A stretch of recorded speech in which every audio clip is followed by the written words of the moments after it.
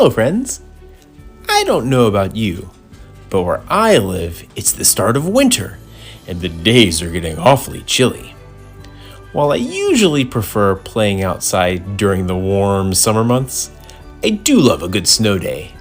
Going sledding, making snowmen, shoveling the driveway. Well, maybe not that last one. But my favorite snow activity might just be a good old-fashioned snowball fight. Which brings us to today's story, and it's called The Greatest Snowball Fight Ever!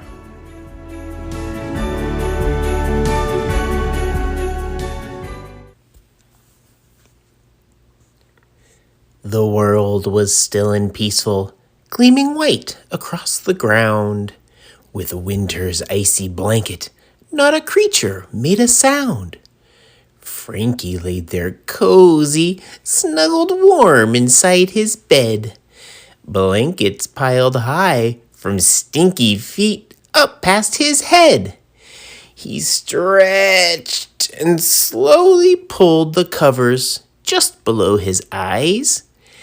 That's when he saw his brother lurking, much to his surprise. Before his brain could comprehend why Joe was in his space, a perfect frozen snowball smacked him right upside his face.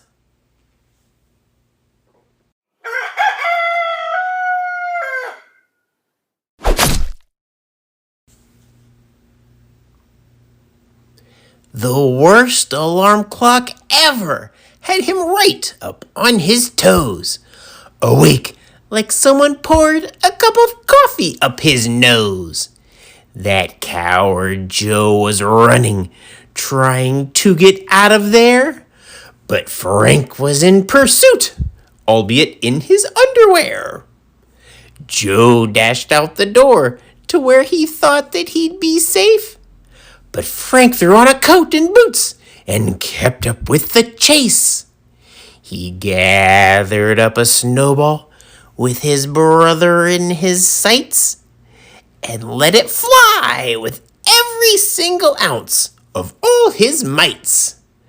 But at that final moment, Joey ducked out of the way, and the snowball crashed into the head of dear old Mrs. May.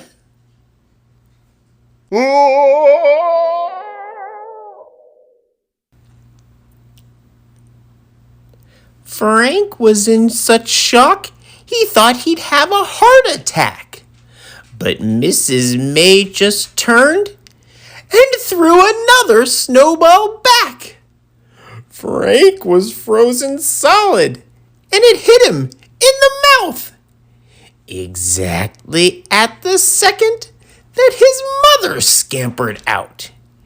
She yelled, "My baby!" tragically, and ran across the street.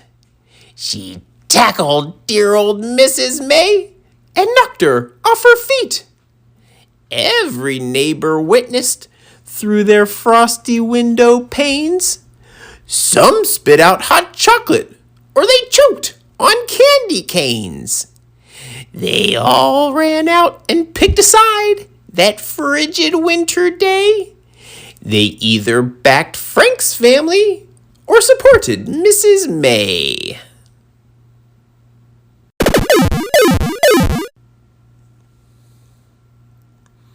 Then snowballs started flying all directions through the air.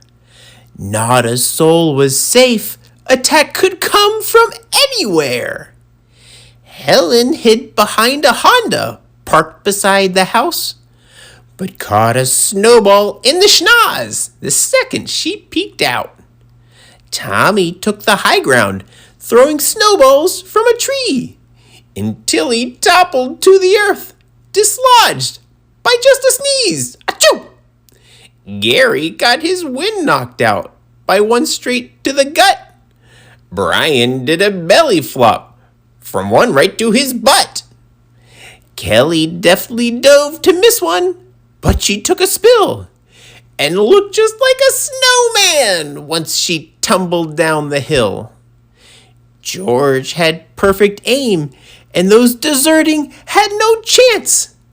But Susie snuck behind and shoved some snow right down his pants. Libby's fastballs shattered several windows made of glass. Fleeing Bill and Ted collided with a snowy crash. Cody clobbered Colby with a snowball to his head. Mandy just missed Molly, and she hit a squirrel instead.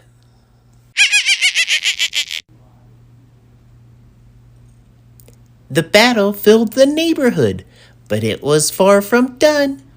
Before too long, the whole entire city joined the fun. The sporting store brought baseball mitts to catch the icy throws. Doctors snuck out heating pads to warm each frozen nose. The hardware store made catapults to launch all their attacks. The ninjas moved so stealthily, they never left their tracks. The supermarket started tossing ice cream in the fray. Eric caught 11 scoops and made a fudge sundae. The plumbers brought out toilet seats to sled fast down the hills. Accountants brought an abacus to calculate the thrills. A lawyer got hit in the mouth and yelled out, "I object." The judge said, "I'll allow it," since he was the prime suspect.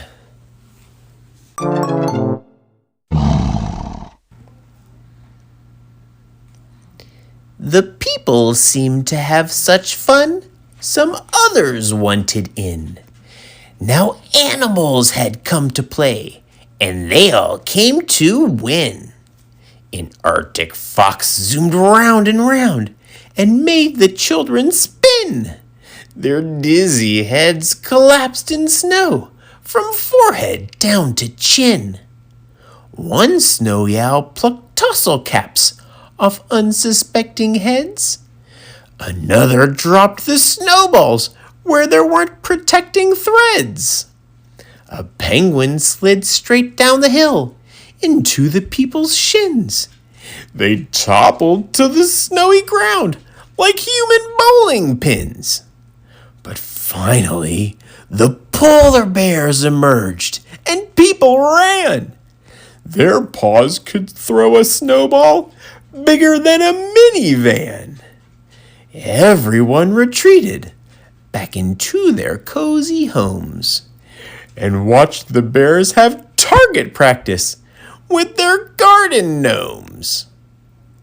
Joey watched intently while the bears tossed icy spheres, when Frank snuck up and chucked a final snowball in his ear.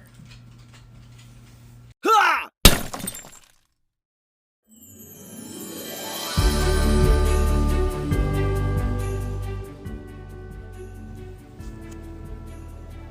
The end. Kinda. You see, I actually had 2 endings for this story, and since I try not to be too greedy, I figured I'd share the extra one with you too. So let's go back to just before all those animals got involved and see a different way this story could have ended. Enjoy!